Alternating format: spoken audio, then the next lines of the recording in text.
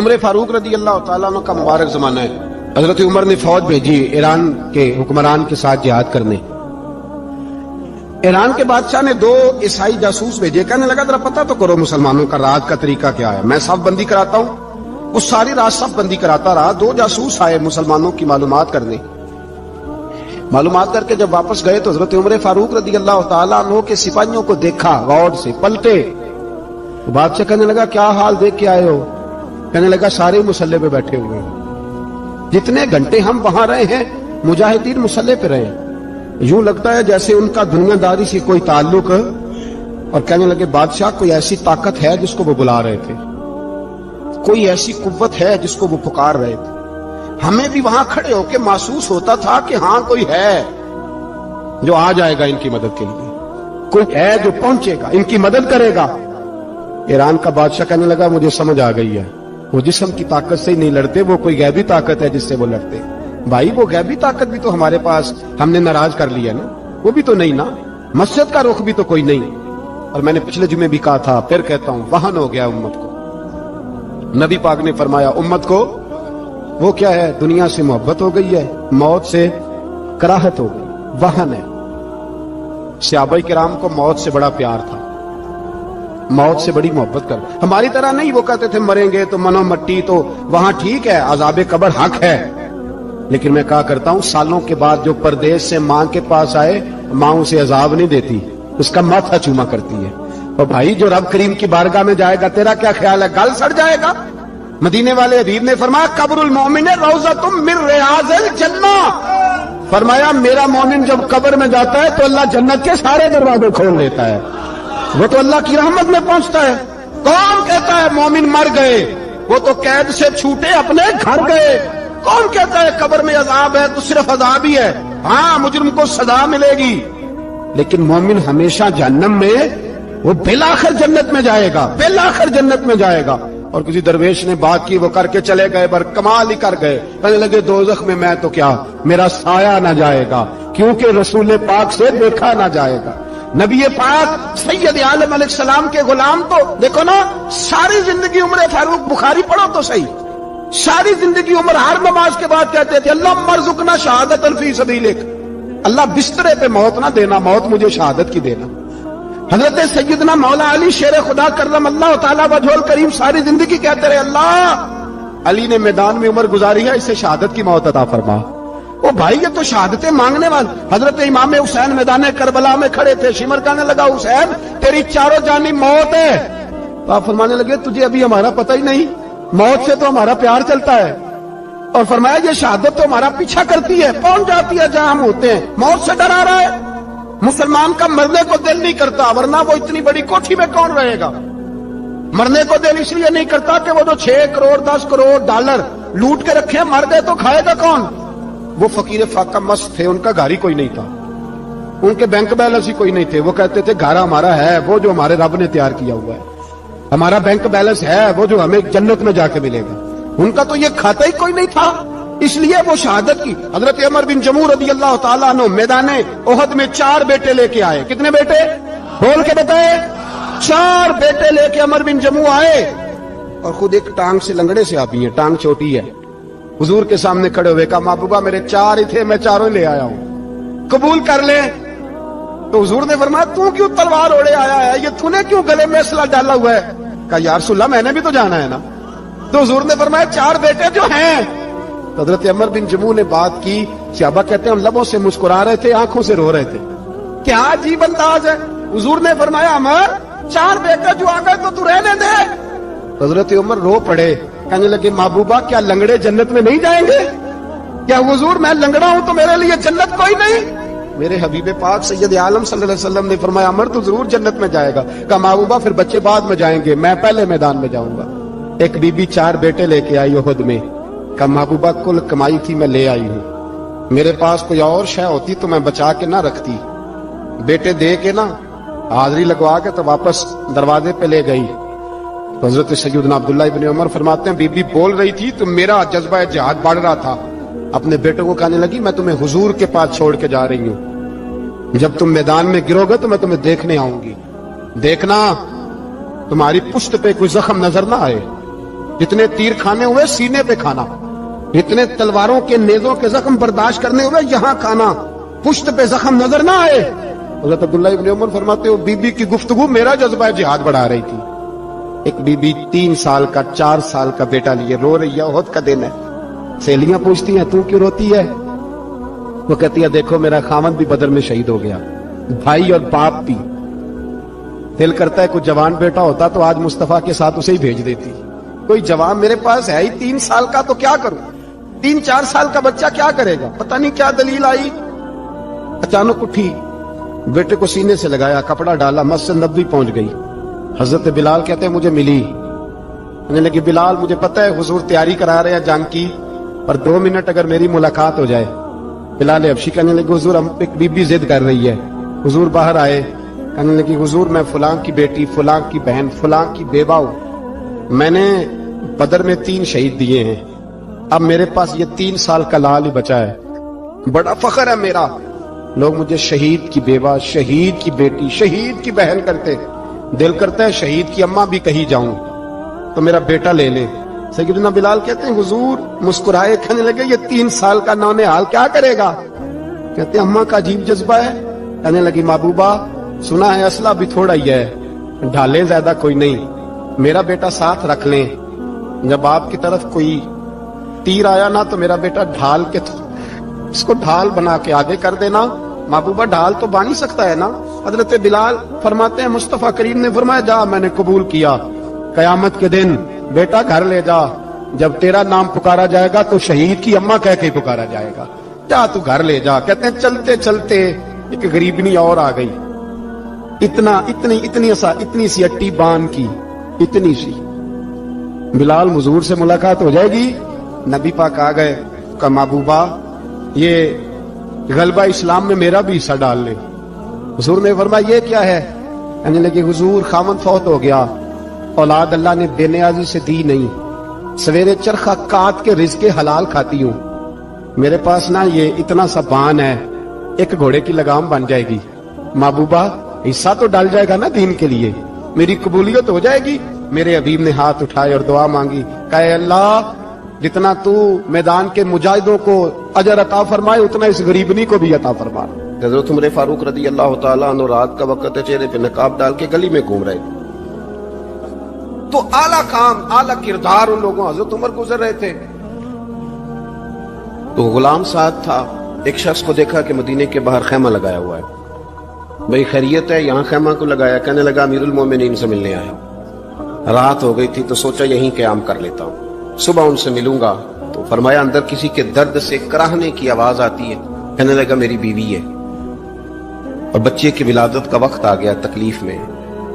हजरत उमर दौड़े घर गए, अपनी अहलिया से कहने लगे नेकी कमाने का इरादा है? उसने कहा है। मकसद समझ गए थे ना वो लोग, बिल्कुल है। फरमाया जो जरूरत की चीजें विलादत के वक्त होती हैं ले ले, कुछ घी ले लिया, कुछ चने ले लिए, कुछ जरूरत की चीजें ले ली, खातून को साथ लिया। ये खातून अव्वल की बात कर रहा हूं मैं खातून अव्वल की बात कर रहा हूँ। हजरत फारूक आजम रदी अल्लाह तआला अन्हु अमीरुल मोमिनीन है। हजरत उमर ने अपनी अहलिया को साथ लिया, जहां वो शख्स था वहां आए, अहलिया ने हजरत उमर के जिम्मे काम लगाया, आग जला लें, ये तेल ले लें, फलां फलां चीज घी में डाल लें, बनानी शुरू कर दें। फारूक आजम ने हाथ के अंदर पकड़ा हुआ बर्तन, चमचा, डोई भी आख ली दे, पंजाबी है ना, तो वो काम कर रहे हैं, चला रहे हैं, आग जला रहे हैं। खातून अंदर ड्यूटी कर रही। तो वो शख्स जो था ना जिसकी बीवी थी, वो कहता मैं 2-3 दफा का गुलाम इधर आ, फलानी चीज बता। मेरे दिल में ये था कि अमीरुल मोमिनीन ने को बंदा खड़ा किया, आने जाने वाले मुसाफिरों का ख्याल करे। मेरे से 2-4 दफा मैंने अपने लफ्जों में बात भी कह दी, लेकिन जब अंदर मेरे बच्चे की विलादत हुई तो अंदर से मेरी बीवी बोली और हजरत उमर की अहलिया बोली और बोल के कहने लगी अमीरुल मोमिनीन मुबारक हो, आपके दोस्त को रब ने बेटा दिया है। वो शख्स कहता है मैं बाहर खड़ा था, वजूद तड़प गया, आंखें बरस पड़ी, कभी नहीं रोया था पर कैफियत अजीब बन गई। कोई तकरीर नहीं सुनाई, कोई आला शेर नहीं उन्होंने पढ़ा। मैंने यूं लेकर उनके सर से पांव तक देखा। मैंने कहा ये वही शख्स है जिसका नाम ले तो कैसरो किसरा कांप जाते, ये वही शख्स है। मैंने जुमे में कहा था कि रोब कपड़ों का नहीं होता, रोब तो दयानतदारी का होता है। हाँ, बड़ा माल कमा के लोगों ने बनाई होती है कार कोठी, तो बंदे खड़े होके कह देते हैं 2 नंबर तरीके से आया है। और 13वें 14वें ग्रेड का मुलाजम हो तो उसके सामने बहुत बड़ा अफसर डर रहा होता है, यार बंदा दयानतदार है, ये रिश्वत नहीं लेता, सिफारिश नहीं मानता, ये मेरिट पे काम करता है। तो रोग तो आपकी दयानतदारी का है, आपकी सच्चाई का है। अपनी जिंदगी में जो लोग मकसद समझ गए, मकासद पा गए, कुछ कर गए, हम जरा उलझ गए हैं। पहले इतना शानदार मकान बनाते हैं, फिर मरने को किसका दिल चाहे। इतनी मेहनत करके जो है वो कोठी बनाई है, तो अब छोड़ के कौन जाए। वो तैयार बैठे थे, उन्हें नबी करीम ने कहा था कुन फिद दुनिया कान्नक गरीब नौआबिरुल सबील, तुमने मुसाफिरों की तरह रहना है। ओ मेरे भाई, कभी देखा है एयरपोर्ट पे मुसाफिर लड़ता हो कि मैंने ये जगह खरीदनी है? उसे पता है कि अभी फ्लाइट आनी है, मैंने तो चले जाना है। रेलवे स्टेशन पे जो जगह होती है वो खरीदने के लिए लोग रट्टा नहीं डालते, उन्हें पता है पहली ट्रेन से चले जाना है। बस स्टॉप पे झगड़े नहीं होते कि ये कुर्सी मेरी है, जाना जो है मिट्टी दें ते मिट्टी रहना ही। एवी कादी बल्ले बल्ले, आज मिट्टी दे उत्ते बंदे आते कल मिट्टी दे थल्ले। इतना ज्यादा मकसद नहीं ना जब समझते तो बेचैन है, बेकरार। बहुत लोगों ने इतने पैसे जमा कर लिए कि इतने खा नहीं सकते, इतनी जरूरत नहीं, लेकिन इसके बावजूद है कि वो दौड़ खत्म होने का नाम ही नहीं ले रही। हजरत सिद्दीक अकबर रदी अल्लाह ताला अन्हु अमीरुल मोमिनीन है। बादशाहों के बड़े बात होती है, हमारे मुल्क में ऐसे भी बादशाह गुजरे हैं कि जो सफर पे जाते थे तो खानसामे भी ले जाते थे, बावर्चियों को भी लेके जाते थे कि खाना मेरी मर्जी का होना चाहिए। हजरत अबू बकर सिद्दीक ने पानी मांगा, अमीरुल मोमिनीन, तो सहाबा ने ना शहद मिला पानी पेश किया। कोई इतनी लंबी बात तो नहीं, लेकिन सिद्दीक अकबर रो ही पड़े, और इतना रोए कि हिचकियां बन गई। लोग कहते हैं पता नहीं था किस बात पे रो रहे हैं, पर हम भी रो पड़े।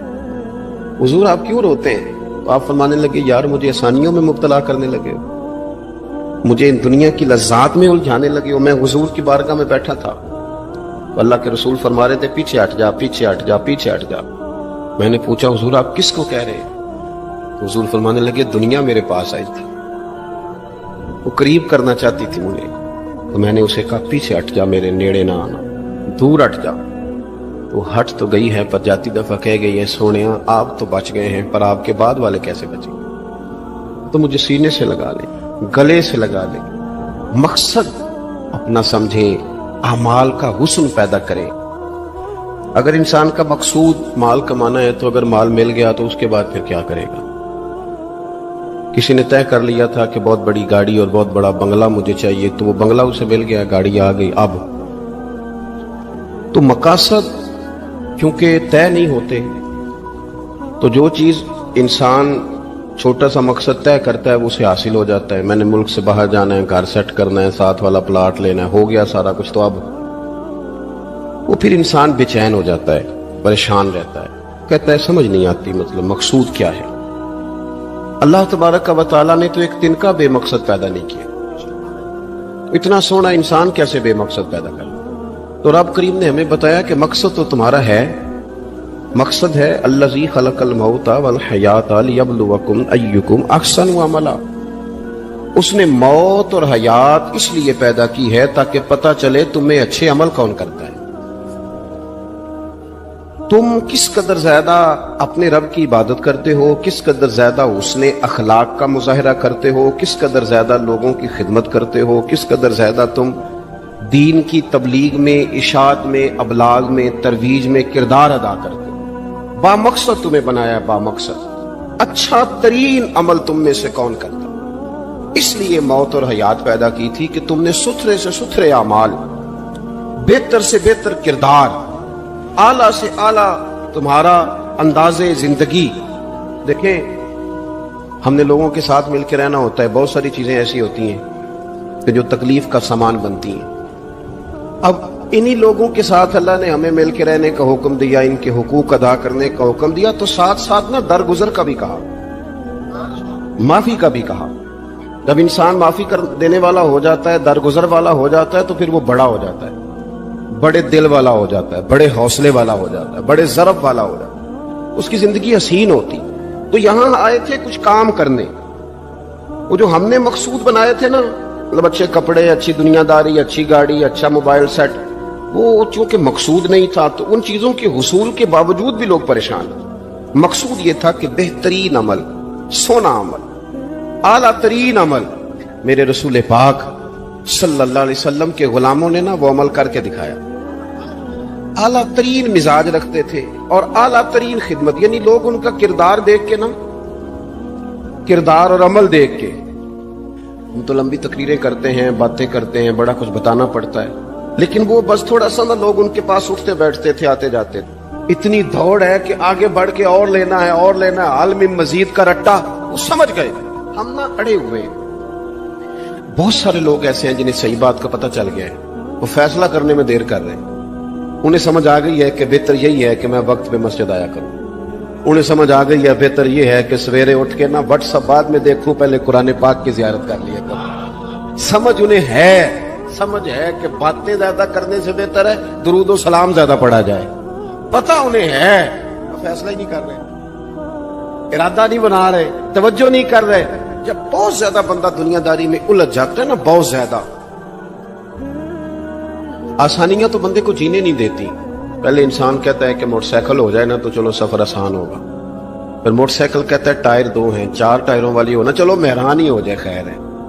लेकिन मेहरान में बैठते ही उसे ख्याल आता है कि इसकी तो सीटें तंग हैं, फिर उससे बड़ी गाड़ी चाहिए। ये रोज दौड़ है, बांझ फकीरों किसे नहीं मारिया, ए होई चोर अंदर दा, ये दौड़ है, ये खत्म।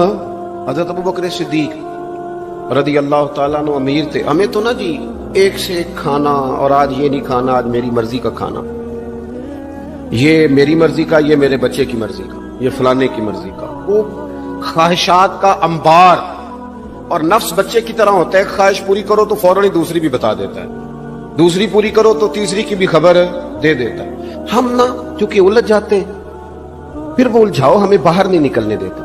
अगर थोड़ा थोड़ा करके, मेरा मतलब यह है कि जिंदा रहने के लिए रोटी खानी है ना, मतलब रोटी का लुत्फ कितनी देर होता है, जितनी देर मुंह में चबाते हैं, उसके बाद खत्म। तो कपड़ा तो पहनना था बदन छुपाने के लिए, इसमें वो किधर से आ गई सारी कहानियां जो आज बन गई। और इतने मैंने अजीबो गरीब निजाम देखा है कि नौजवान है, अच्छा भला सियाना आदमी, कपड़े उसने ताजे सिलवाए हैं और 99 लोगों ने कहा सही लग रहा है, तो सिर्फ एक ने कहा नहीं ठीक लग रहा, वो परेशान हो जाता है, कहते भी इसका कुछ करूं। क्यों? इसलिए कि यही सारा मकसूद समझ लिया है, कपड़े पहनना, इसी में उलझ जाना।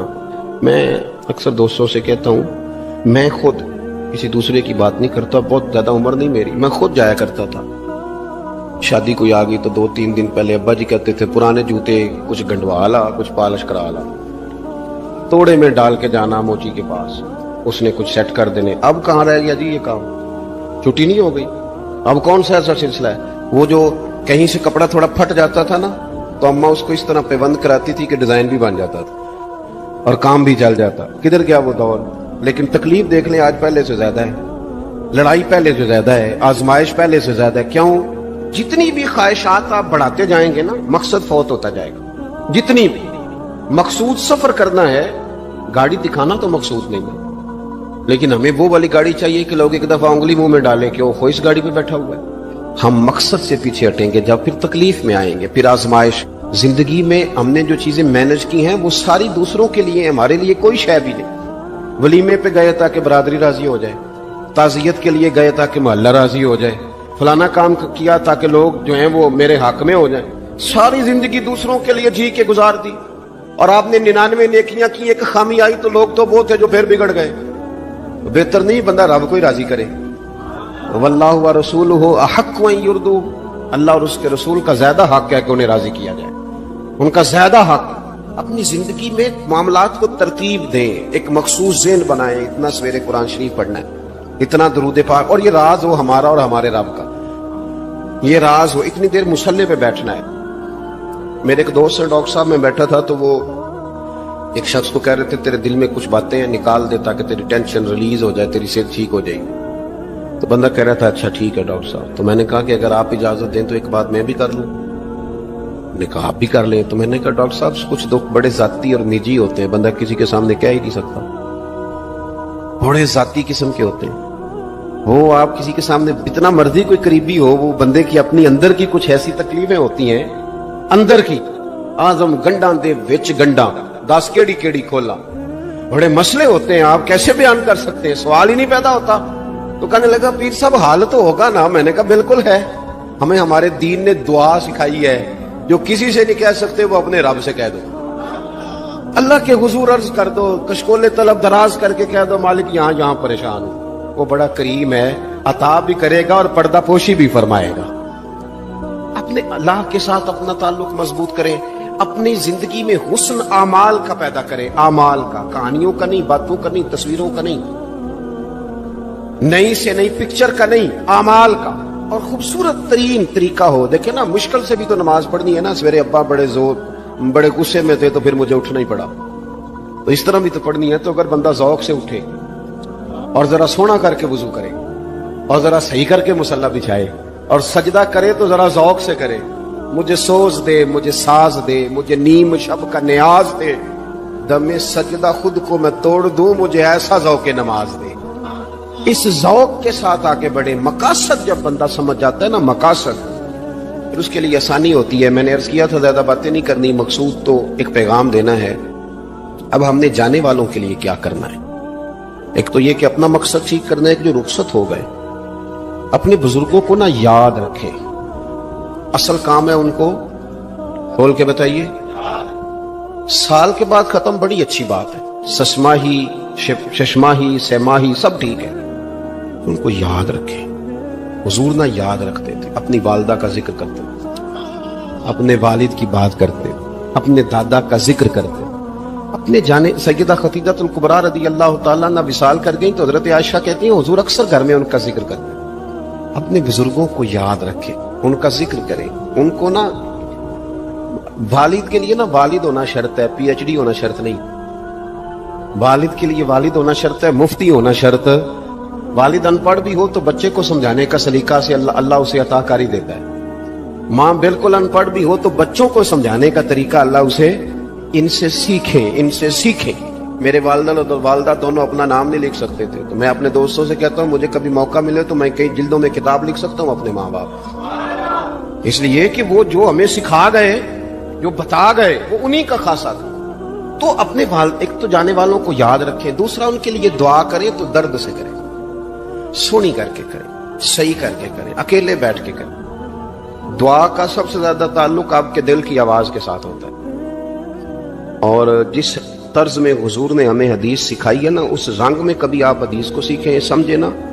حضور فرماتے ہیں جس طرح دریا میں ڈوبنے والا سہارا تلاش کرتا، دریا میں اسے کتنی کو جلدی ہوتی ہے، ہوتے لگ رہے ہوتے ہیں، وہ اس طرح کا نہیں ہوتا کہ میں عصر کی نماز کے بعد پھر آؤں گا تجھے نکالنے، اس طرح تو نہیں نہ ہوتا۔ دریا میں ڈوبنے والا اس طرح کشتی سہارا تلاش کرتا ہے، حضور فرماتے ہیں اس طرح قبر میں جانے والا دعاؤں کا انتظار کرتا ہے۔ آپ نے دیر کر دی دعا مانگنے میں، ختم دلانے میں دیر کر دی، وہ تو صبح و شام ہمہ وقت دعا۔ ابھی آپ آیتیں سن رہے تھے سورہ ابراہیم کی، اللہ نے نماز میں رکھ دی، ربنا اغفر لی ولوالدی وللمؤمنین یوم یقوم الحساب۔ ایک تو نے یاد رکھیں، خوب دعا کریں، اور دوسرا کوشش کریں کہ وہ جو نیکیاں کرتے تھے وہ نیکیاں بھی جاری رہیں، جن لوگوں سے ان کا اچھا تعلق تھا وہ تعلق بھی قائم رہے۔ یہ بھی کوشش کریں کہ ان کے لیے صدقات و خیرات کریں، اور قیمتی صدقہ دے۔ قیمتی، میں بات ختم کرنے لگا ہوں، بس قیمتی صدقہ دے، قیمتی۔ 15 تولے سونا گھر میں پڑا ہوتا ہے، قیمتی ہوتا ہے نا۔ کبھی کسی نے چوک میں بتایا کہ آج 15 تولے سونا میرے گھر میں پڑا، بولو نا، لگتا ہے تو 10 چھڑ دیں۔ اگر گھر میں 50 لاکھ روپے کیش پڑا ہو تو چوک میں گلی میں آ کے آپ بات کریں کہ گھر میں پیسے پڑے ہیں، کیوں؟ کہ وہ قیمتی ہیں، کوئی لے نہ لے۔ تو یہ جو 5000 مسجد دیکھ کے سارے محلے کو بتاتے ہو، یہ بھی صدقہ تھا، یہ بڑا قیمتی چیز تھی، یہ بتانے والا نہیں تھا، یہ تو نیکی تو قیمتی تھی۔ قیمتی چیز جو ہوتی ہے وہ تو چھپائی جاتی ہے کہ بتائی جاتی ہے۔ یہ جو بیٹیاں ہیں نا اسلام کی، مائیں بہنیں، یہ قیمتی ہیں، اس لیے اسلام انہیں کہتا ہے تم گلیوں اور چوکوں میں آنے والی نہیں، قیمتی چیزیں گھر کے اندر رہا کرتی ہو، تم قیمتی چیزیں ہو، تمہارا وجود قیمتی ہے، تم کبھی ماں ہو، کبھی بیٹی ہو، کبھی بہن ہو، کبھی بیوی ہو، قیمتی ہو۔ اس لیے تمہیں اسلام کہتا ہے کہ گھر کے اندر رہو گی تو تمہاری قیمت رہے گی۔ کچھ چیزیں ایسی ہیں جو چوکوں میں گلیوں میں پھیل جائے تو ان کی قیمت نہیں رہتی، اس لیے تمہیں کہا جاتا ہے کہ گھر میں رہو۔ یہ جو تمہیں چوکوں میں لاتے ہیں یہ تمہیں بے وقت کرنا چاہتے ہیں۔ اللہ کا ایک بندہ تھا، وہ بازار سے گزر رہا تھا بلکہ اس کی رحمتیں بہانے ڈھونڈتی ہیں. ذرا دیکھیے منظر. تو اس نے دیکھا ایک شرابی ہے, وہ گندی نالی پہ گرا ہوا ہے اور گندے پانی سے اس کا منہ گندا ہو رہا ہے.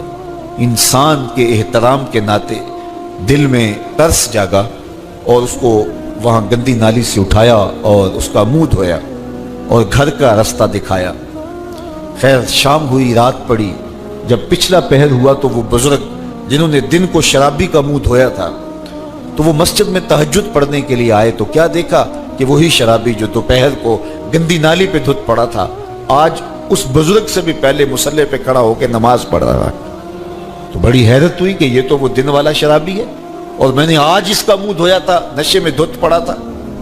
تو حیرت کا اظہار کیا تو ہاتف سے آواز آئی, میرے بندے تو نے اس کا منہ دھو دیا تھا, میں نے اس کا دل دھو دیا ہے.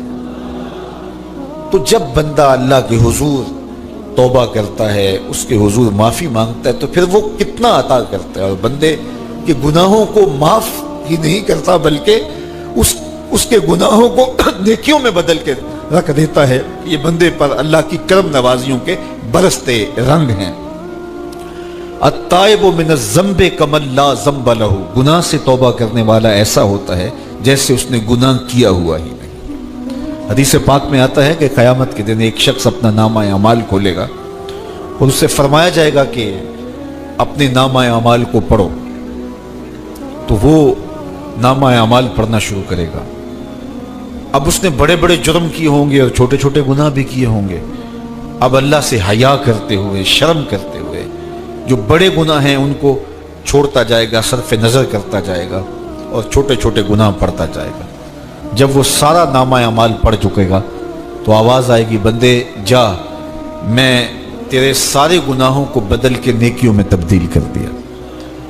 تو وہ کہے گا, اے اللہ ابھی تو میرے بڑے بڑے گناہ رہتے تھے جو میں نے ابھی پڑھے ہی نہیں. تو جب یہ بات اللہ کے محبوب نے ارشاد فرمائی تو حضور اتنا مسکرائے کہ صحابہ کو حضور کی داڑھیں نظر آنے لگی. پہلے وہ کہہ رہا ہے کہ چھوٹے چھوٹے گناہ پڑھتا ہے اور بڑے چھوڑتا چلا جاتا ہے, اور جب یہ اسے پتا چلا کہ ان گناہوں کو بدل کے نیکیوں میں تبدیل کر دیا جائے گا تو وہ کہتا ہے ابھی تو بڑے بڑے گناہ میرے رہتے تھے. تو اللہ کی یہ کرم نوازیوں کے رنگ ہے کہ وہ گناہوں کو بدل کے نیکیوں میں تبدیل کر دیتا ہے. اور بندہ جتنا بڑا گناہ گار تھا جب سچے دل سے اس کے حضور توبہ کرنے کے لیے حاضر ہوتا ہے تو پھر اتنا ہی بڑا نیکوکار بن جاتا ہے. سیدنا عمر فاروق رضی اللہ تعالی عنہ کا زمانہ تھا اور آپ جانتے ہیں وہ ہاتھ میں درہ رکھتے تھے اور گلیوں میں گشت کیا کرتے تھے رات کو. دن کو بھی آپ دیکھتے تو ایک شرابی تھا جو ہاتھ میں شراب کی بوتل لیے آ رہا تھا. اچانک گلی کا موڑ کاٹا تو آگے حضرت عمر آ رہے تھے. ایک دم ڈر گیا اور دل ہی دل میں کہا, اے اللہ حضرت عمر کے قہر سے بچا لے, ساری زندگی شراب نہیں پیوں گا. سچی توبہ کر دی اور جلدی سے وہ شراب کی بوتل بغل میں دبا لی. اتنے میں حضرت عمر بھی سر پہ پہنچ گئے اور کڑک کے کہا, گرج کے کہا کہ یہ تیرے پاس کیا ہے؟ تو تھی تو شراب. اب ڈرتے ہوئے اس نے کہا, حضور یہ سرکہ ہے. تو حضرت عمر فرمائے, نکالو. اب وہ تھر تھر کانپ رہے اور بغل سے وہ شراب کی بوتل نکالی. جب نکالا تو وہ شراب نہیں تھی, سرکہ بن چکا تھا.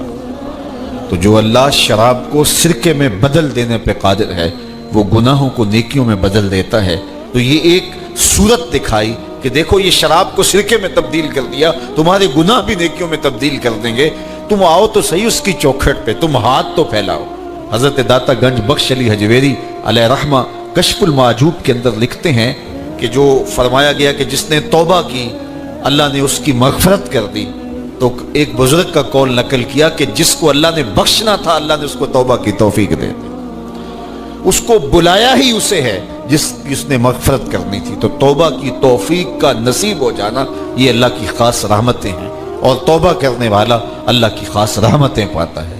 توبہ کرنے والا جب اس کے حضور حاضر ہوتا ہے تو اللہ تعالیٰ اس پہ بہت خوش ہوتا ہے. اللہ کے محبوب علیہ السلام نے باقاعدہ ایک مثال سے یہ حقیقت سمجھائی کہ توبہ کرنے والے کے لیے اللہ کی خوشی کا عالم کیا ہوتا ہے, اللہ کیسے خوش ہوتا ہے توبہ کرنے والے پر.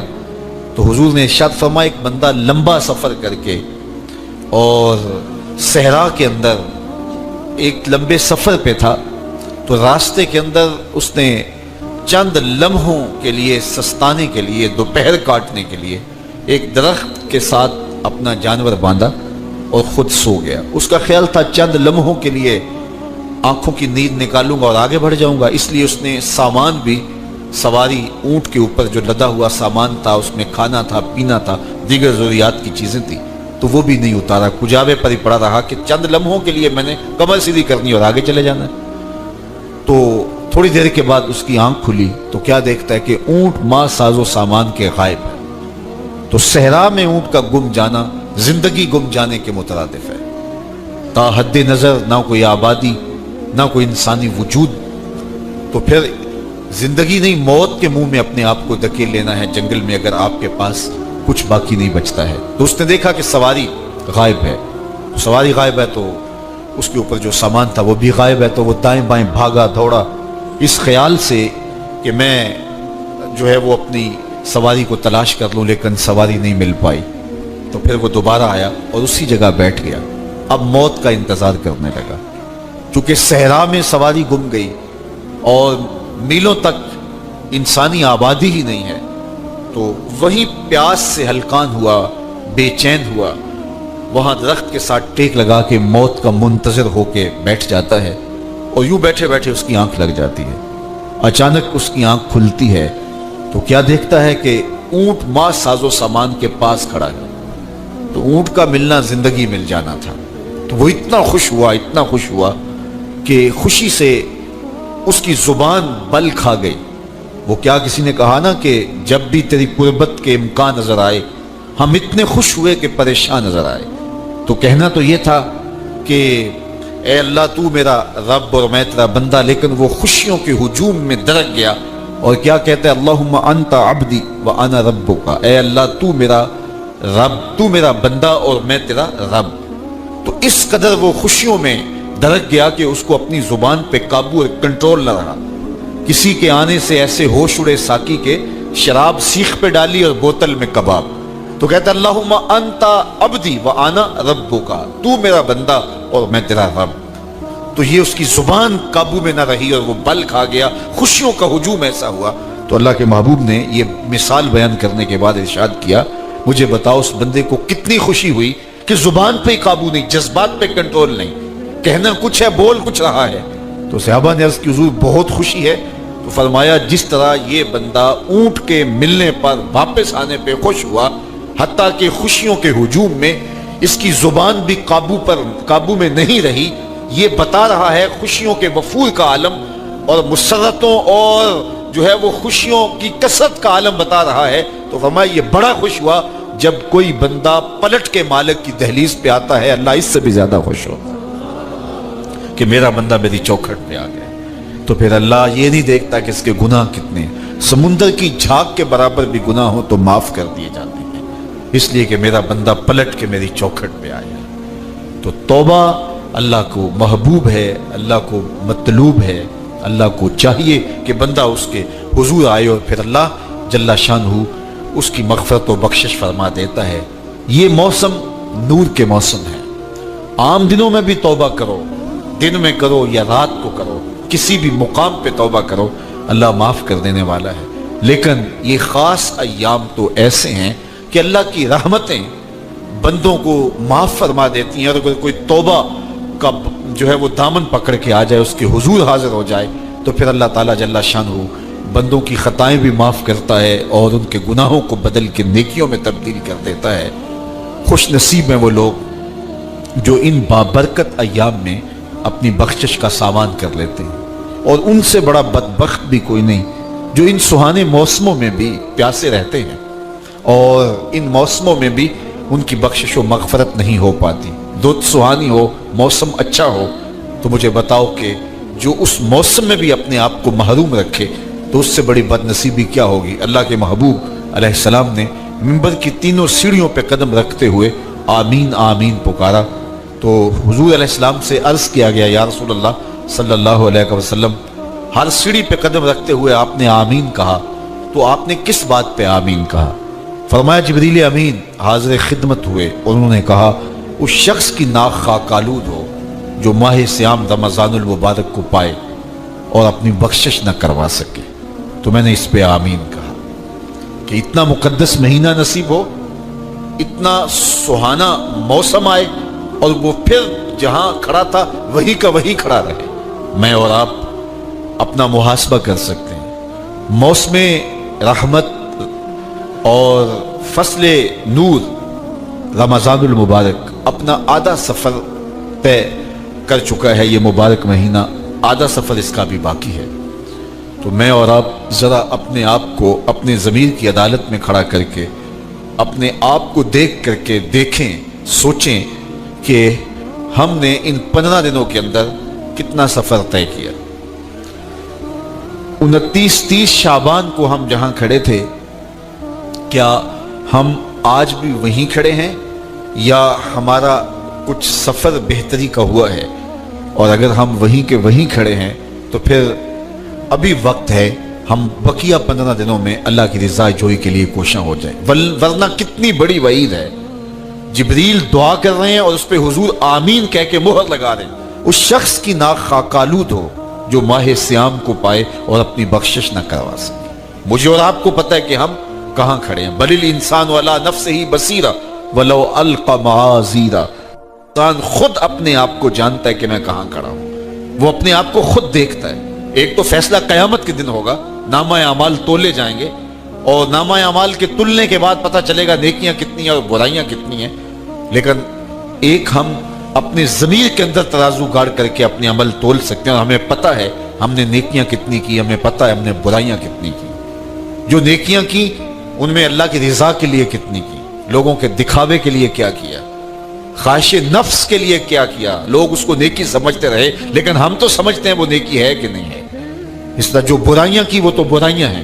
تو میں اور آپ اپنے ضمیر کی عدالت میں ترازو گاڑ لیں اور اپنے اعمال کو ابھی تول لیں. فرمایا گیا حاسبو قبل ان تحاسبو, قبل اس سے کہ تمہارا حساب کیا جائے تم اپنا حساب پہلے ہی کر لو. تو اپنے اندر کی ستھرائی, اپنے اندر کی پاکیزگی. ایک مفسر نے بڑی خوبصورت خسارے کی بات کی.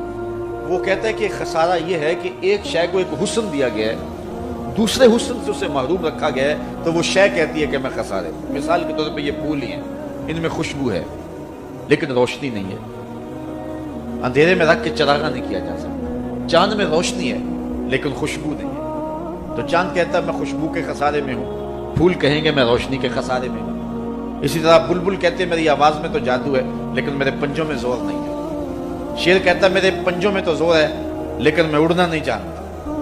کوئل کہتی ہے میری آواز میں تو جادو ہے لیکن رنگ میرا کالا ہے. مور کہتا ہے میرا رنگ بڑا سونا لیکن میرے پاؤں بدصورت ہے.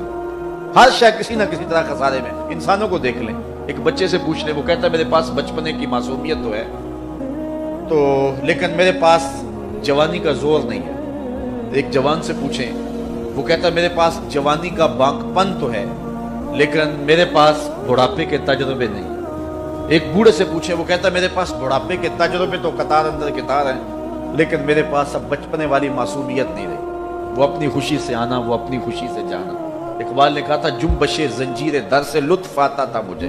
کوئی کنڈا بھی ہلا کے چلا جاتا تو اس سے بھی بچہ لطف کشید کرتا ہے. آج تو نغمے نہیں نہ بہلاتے, اس وقت وہ زنجیر کا ہلنا بھی طبیعت کے اندر ایک کیفیت پیدا کر دیتا تھا. اپنے جل جانے کا بھی احساس نہیں تھا, جلتے ہوئے شعلوں کو چھیڑا کرتے تھے.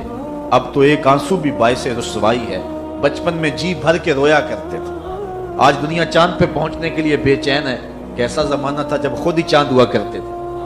آج دنیا عالی نصب محال بنا کر کے بھی اتنی تسکین نہیں پاتی. لیکن کیسا زمانہ تھا کہ گلی میں کوئی ریت پھینک جاتا تو بچہ پاؤں کے اوپر ریت تھپک پھر ہولے سے پاؤں نکال لیتا. اگر وہ گروندا بچ جاتا تو اتنی خوشی ہوتی. آج کوٹھی اور محل بنا کر بھی اتنی خوشی نہیں ہوتی جو دن میں کئی مار نصیب ہوتی تھی. وہ کاغذ کی کشتی, وہ بارش کا پانی, وہ رنگ ہی اور تھا, زمانہ ہی اور تھا. تو وہ کہتا میرے پاس تجربے تو قطاروں میں ہیں لیکن کیا کروں, میرے پاس اب بچپنے کی وہ معصومیت نہیں رہی, لہٰذا میں خسارے. اس طرح ہر شے کسی نہ کسی طرح خسارے. ایک عالم کہتا ہے کہ میرے پاس علم کا نور تو ہے لیکن میرے پاس سحری کے سجدے نہیں ہیں. ایک شب زندہ دار کہتا ہے میرے پاس سحری کے سجدے تو ہیں لیکن میرے پاس علم کا جمال نہیں ہے. ایک خوشگلو شخص کہتا ہے میرے پاس جو ہے وہ گلے کا جمال تو ہے لیکن میرے پاس تحقیق کا وہ جوہر نہیں ہے. اور ایک محقق کہتا ہے میرے پاس تحقیق کے آبگینے اور تحقیق کے جو ہیں وہ میدان میں میرے پاس شاہ سواری تو ہے، لیکن کیا کروں، تحقیق میرے اندر ہی ہے، میرے لہجے کے اندر وہ آواز میں وہ بانکپن نہیں ہے کہ میں اپنی بات کو لوگوں تک اچھے انداز سے پہنچا سکوں۔ تو ہر شے کسی نہ کسی طرح خسارے میں ہے، کسی کو کسی شے کا خسارہ، کسی کو خوشبو ہے روشنی کا خسارہ، کسی کے پاس روشنی ہے خوشبو کا خسارہ، کسی کے پاس علم ہے لیکن اس کو جو ہے وہ آواز کا خسارہ، کسی کے پاس آواز ہے لیکن اس کو علم کا خسارہ، کسی کے پاس بچپن ہے تو بڑھاپے کا خسارہ، بڑھاپا ہے تو بچپنے کا خسارہ۔ ہر شے کسی نہ کسی طرح خسارے میں ہے، لیکن پھر خود ہی کہتا ہے اگر تمہیں شوق ہو کوئی ایسی ذات بھی دیکھے جس میں کوئی خسارہ نہ ہو، حسن کی ساری شوخیاں، جمال کے سارے کرینے اگر ایک پیکر میں دیکھنے کا شوق آ جائے تو کہتا ہے آؤ مدینے کی گلی میں آ جاؤ، رب نے ایک محمد ایسا بنایا ہے جس میں کوئی شے چھوڑی نہیں، سارے حسن اکٹھے کر دیے۔ حسن یوسف دم عیسیٰ ید بیضا داری، ہما دارند آنچ خوباں تو تنہا داری۔ تم نے پھوٹتے ہوئے جھرنوں کا حسن دیکھا ہوگا، تم نے بہتی ہوئی ندیوں کا جمال کشید کیا ہوگا، تم نے پربتوں پر اگے ہوئے جو ہے وہ درختوں کا لطف اٹھایا ہوگا، تم نے ساون کے موسموں میں سرمئی بادلوں کا مزہ لیا ہوگا، برستی برکھا کا لطف بھی اٹھایا ہوگا، تم نے جو ہے وہ مرغزاروں، لالا زاروں، کوساروں، جوئے باروں کا لطف بھی اٹھایا ہوگا، لیکن یہ سارے حسن ایک پیکر میں دیکھنے کا شوق ہو تو اللہ تعالیٰ فرماتا ہے میں نے اس کے لیے ایک ہی ذات بنا دی۔ حسن کائنات وہ اگر اکٹھا کیا جائے تو مجموعے کا نام محمد عربی صلی اللہ علیہ وسلم۔ تو ہر شے خسارے میں الا الذین آمنوا وعملوا الصالحات وتواصوا بالحق وتواصوا بالصبر۔ اب ہر خسارے میں، خسارے سے بچے گا کون؟ جس کے پاس چار دولتیں، الا الذین آمنوا وعملوا الصالحات وتواصوا بالحق وتواصوا بالصبر۔ پہلی چیز ایمان ہے جس کے پاس، کیونکہ ایمان سب سے بڑی متاع ہے۔ ایک شخص کے پاس دنیا کی ہر دولت موجود ہے، ہر آسودگی موجود ہے، جو خواہش کرتا ہے پوری ہوتی ہے، لیکن اس کے پاس دولت نہیں ہے، وہ کوڑی کا شخص نہیں ہے۔ ایک شخص کے پاس جھونپڑی ہے، رہنے کے لیے مکان بھی نہیں ہے، لیکن اس کی حالت یہ ہے کہ سینہ ایمان سے جگمگا رہا ہے، تو وہ خوش نصیب ہے زمانے کا۔ سب سے بڑی دولت اس دنیا پہ کمایا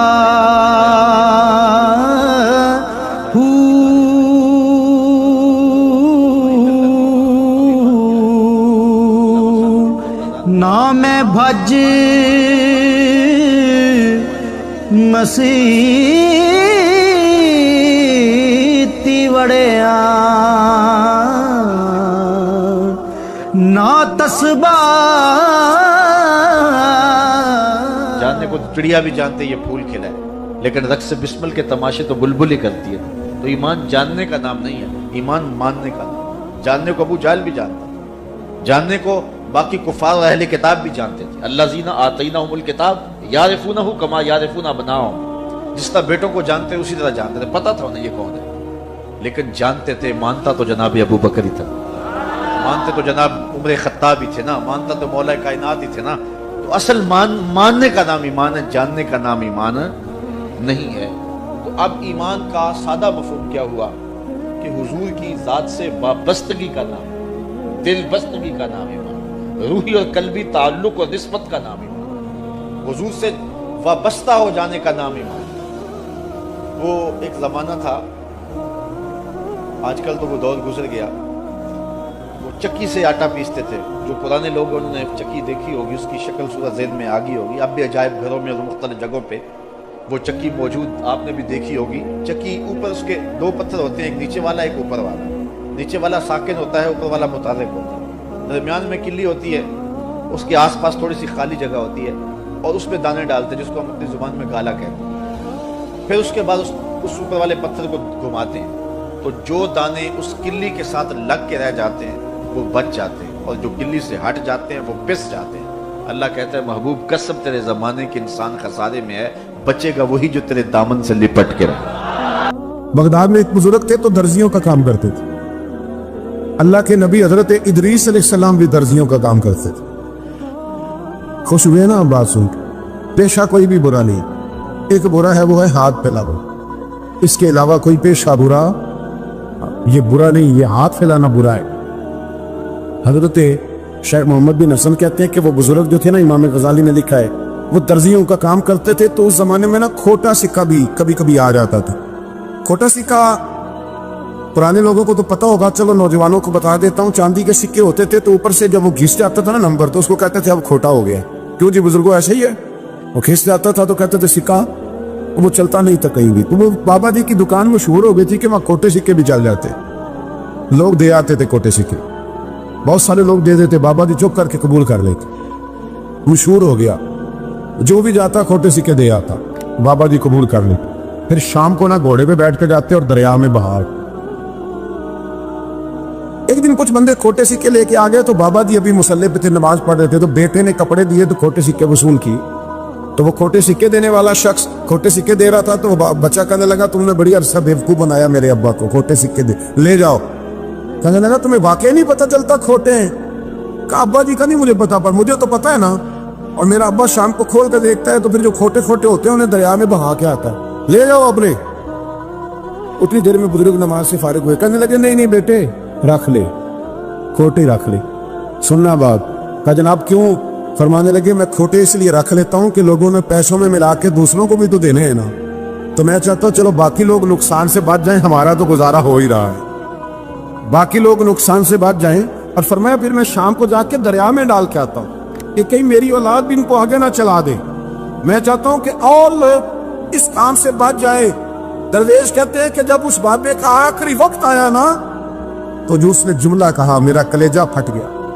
आखिरी वक्त जो उसने दुआ मांगी, तो फरमाते हैं मेरे अंदर वजद और कैफ की सूरत पैदा हो गई। फरमाते हैं उन बुजुर्गों ने अपने आखिरी वक्त दुआ मांगी, ऐ अल्लाह मैंने सारी जिंदगी खोटे सिक्के कबूल किए ताकि तेरे बंदे शर से बच जाएं, तो या अल्लाह तू भी इस खोटे सिक्के को कबूल फरमा ले। अल्लाह मैंने खोटे सिक्के कबूल किए, खोटे, ताकि तेरे बंदे तकलीफ से बच जाएं, तो मालिक मैं भी खोटा ही हूं, अल्लाह तू भी इस खोटे को कबूल फरमा ले। और ये दुआ मांग के ना तो कभी रोते कभी हंसते। लोगों ने कहा क्या हुआ? कहते हैं लगता है रब ने खोटा सिक्का कबूल फरमा लिया, लगता है कि अल्लाह ने खोटा सिक्का लोगों को तकलीफ से बचाएं। हमारा वजूद यारो मतलब क्या हो जाएगा? 2 मिनट के लिए समझ ले क्या हो जाए। यानी अगर आप बड़े गुस्से से बाहर आए और पापड़ बेचने वाले पे आपने गुस्सा निकाल लिया सारा, मैं रात की ड्यूटी करके आया हूं, थका हुआ हूं, और तू पापड़ बेचने आ गया, तुम लोग बड़े नालायक हो, बदतमीज हो, आपने ये सख्त जुमले कह दिए, चुप करके वो आदमी माजरत करके गुजर गया, वो तो सारा दिन परेशान रहेगा ना कि मेरी गरीबी का मजाक उड़ा। मतलब हो क्या गया?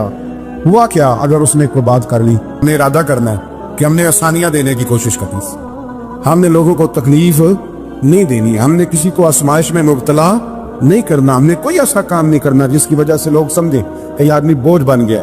कभी बोझ ना बने यारो।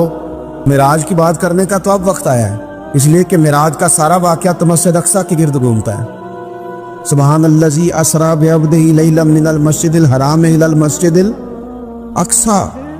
हुजूर ने मिराज की रात मस्जिद अक्सा में नमाज पढ़ाई थी, और एक बार फिर से तैबा से फलस्तीन में आ, रास्ता देखती है फिर मस्जिद अक्सा तेरा। एक बार हुजूर गए थे मक्के से मस्जिद अक्सा, और फिर हुजूर फरमाते हैं जब मैं वापस गया ना, तो कुफार ने जो कि मस्जिद अक्सा देखी हुई थी तो मुझसे पूछना शुरू कर दिया कि मस्जिद अक्सा की खिड़कियां कितनी हैं, दरवाजे कितने हैं, पिलर कितने हैं। जब उन्होंने सवाल जवाब किए तो हुजूर फरमाते हैं कि रब करीम ने मस्जिद अक्सा को उठा के मेरे सामने रख दिया, मैं देखता जाता था, बताता जाता था, कह लूं बात कर लूं। एक दफा हुजूर मक्के से मस्जिद अक्सा आए, और एक दफा मस्जिद अक्सा मेरे नबी की जियारत के लिए मक्के गई, हुजूर की जियारत के लिए मक्का शरीफ गई। ओ मेरे नबी तो सिर्फ किसी चीज की तरफ एक दफा देख लें तो वह रहमत के फूल खिलते हैं। मस्जिद अक्सा की तरफ मुंह करके 17 महीने मेरे नबी ने नमाज पढ़ी है।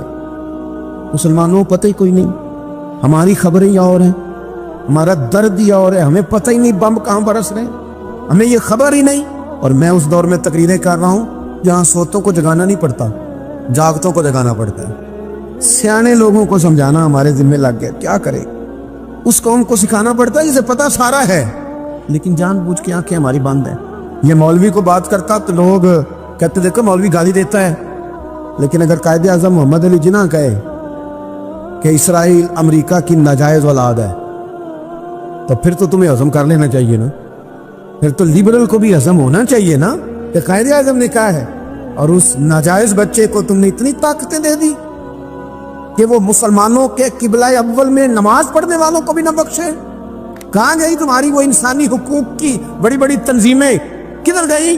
اور میرا پاکستانی میڈیا سے بھی سوال ہے، چند دن پہلے سیالکوٹ میں ایک واقعہ ہوا، ناانصافی ہو گئی جی، ناانصافی ہو گئی جی ایک بی بی کے ساتھ، ہر بندے نے شور مچایا، بڑے بڑے طوفان اٹھتے ہیں، کیوں ہوا جی کیوں ہوا؟ تو مسجد اقصیٰ کی توہین ہو گئی تو پھر طوفان کیوں نہیں اٹھا؟ ٹاک شو کیوں نہیں ہوئے؟ بحثیں کیوں نہیں ہوئی؟ میں اس موم بتی مافیا کا کیا کروں؟ ان لبرل لوگوں کا کیا کروں؟ ان کے سپورٹروں ووٹروں کا کیا کروں؟ ان سیاسی جماعتوں کے کارکنوں کو کیا نام دوں کہ جو ان فضول بحثوں میں تو وقت ضائع کرتے ہیں، اور وہ مسجد اقصیٰ اس کے بارے میں میرے نبی پاک صلی اللہ علیہ وسلم سے ایک صحابیہ نے پوچھا تھا، یا رسول اللہ مسجد اقصیٰ میں نماز پڑھنا کتنا کو بہتر ہے باقی نمازوں کے مقابلے میں؟ تو حضور نے فرمایا 1000 گنا بہتر ہے۔ بی بی عرض کرنے لگی، سونیا میں جا تو نہیں سکتی، دل بڑا کرتا ہے۔ حضور نے فرمایا جا نہیں سکتی تو وہاں تیل ہی بھجوا دے، جس میں حاضری لگوانے کی حضور بات کریں جس مسجد میں۔ اور نبی پاک علیہ السلام نے فرمایا خاص کر کے سفر کرنا ہوا تو 3 مسجدوں کے لیے کرنا، ایک مسجد حرام بیت اللہ کے لیے، ایک مسجد نبی کے لیے، اور تیسرا مسجد اقصیٰ کی۔ ایک بات بڑی ضروری ہے، وہ میں نے آپ سے ضرور کرنی ہے۔ ایک آیت ہے قرآن پاک کی سورۃ بقرہ پہلا سپارہ آیت نمبر 120، اللہ تعالیٰ نے ایک حد بیان کر دی، فرمایا وَلَن تَرْضَىٰ عَنْكَ الْيَهُودُ وَلَا النَّصَارَىٰ حَتَّىٰ تَتَّبِعَ مِلَّتَهُمْ، فرمایا یہ یہودی اور عیسائی تم سے ہرگز راضی نہیں ہوں گے۔ یہ قرآن ہے، اور سادہ ترجمہ تفسیر کی بھی ضرورت نہیں، یہ معاہدے کر لیں، محبت کے وعدے کر لیں، یہ تم سے راضی نہیں ہوں گے۔ کب راضی ہوں گے؟ حتی تتبع ملتہم، یہاں تک کہ تم ان کے دین کی پیروی کرنے لگ جاؤ۔ میرا جب پہلی دفعہ پاسپورٹ بنا تو میں نے سارا پڑھا، کتابیں پڑھنے کا شوق تھا شروع سے۔ اس کے ہر صفحے پہ لکھا ہے کہ سوائے اسرائیل کے، یعنی آپ پوری دنیا میں یہ سبز ہلالی پاسپورٹ لے کے جا سکتے ہیں، خبردار اسرائیل آپ یہ پاسپورٹ لے کے نہیں جا سکتے۔ یعنی اتنی نفرت کسی ملک سے کہ اس پر لکھ کے چھاپ دیا ہر صفحے پر کہ یہ پاسپورٹ سوائے اسرائیل کے ہر ملک کے لیے کارآمد ہے۔ میرا سوال ہے عرب کے ان لیڈروں سے جنہوں نے اسرائیل کے ساتھ معاہدہ کیا، مجھے بتاؤ تمہیں فلسطین کی بیٹیاں بھول گئی نا ساری کی ساری؟ تمہیں وہ ماں بھول گئی نا جو مسجد اقصیٰ کے دروازے پہ کھڑی ہو کے چیخیں مارتی تھی اور کہتی تھی کوئی علی کو خبر کرو کہ میری بچیاں قید میں ہیں؟ اور بھول گئی؟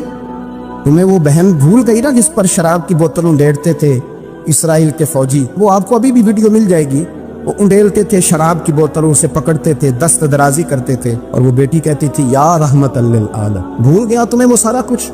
تم نے 1 منٹ لگایا اور تم معاہدہ کس سے کروا رہے ہو؟ امریکہ کے صدر سے؟ اتنا ظلم کیا تم نے، اتنا قاتل کے ساتھ معاہدہ؟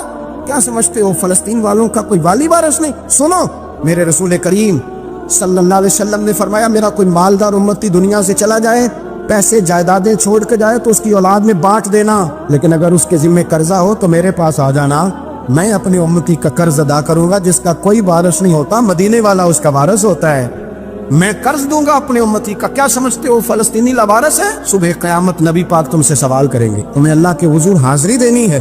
کیوں نہیں صلح کرتا اسرائیل فلسطین کے ساتھ؟ لبنان کے ساتھ دوستی کیوں نہیں کرتا؟ شام سارا کٹ گیا اسرائیل کی وجہ سے، اور آج تمہیں خیال آیا ان کے ساتھ معاہدہ کرنے کا؟